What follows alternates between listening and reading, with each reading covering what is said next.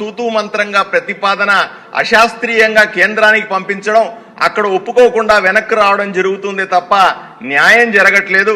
2017 సంవత్సరం డిసెంబర్ 2వ తారీఖున ఇదే శాసనసభ గౌరవ ముఖ్యమంత్రి గారి చంద్రబాబు నాయుడు గారి నాయకత్వంలో తీర్మానం చేసి రాష్ట్ర వ్యాప్తంగా ఉన్న వాల్మీకులను ఎస్టీలుగా చేర్చాలనే ప్రతిపాదన పంపింది.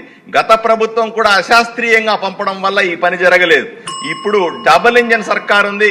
నరేంద్ర మోదీ ప్రభుత్వం ఈరోజు ఈ సమస్యను పరిష్కరించడానికి సిద్ధంగా ఉంది. అధ్యక్ష, సరైన ప్రతిపాదనల్ని తయారు చేసి ఈ శాసనసభ తీర్మానం చేసి కేంద్రానికి పంపిస్తే నరేంద్ర మోదీ ప్రభుత్వం వాల్మీకుల్ని ఎస్టీలుగా చేర్చి 60 సంవత్సరాలుగా ఉన్న వాల్మీకుల కల నెరవేరుతుందని మీ ద్వారా ముఖ్యమంత్రి గారికి విన్నవించుకున్నాను. అధ్యక్ష, రాష్ట్ర వ్యాప్తంగా ఉన్న సుమారుగా 50 లక్షల మంది వాల్మీకి బోయలను ఎస్టీ జాబితాలో చేర్చాలన్న అంశాన్ని మీ దృష్టికి తీసుకొస్తున్నాను.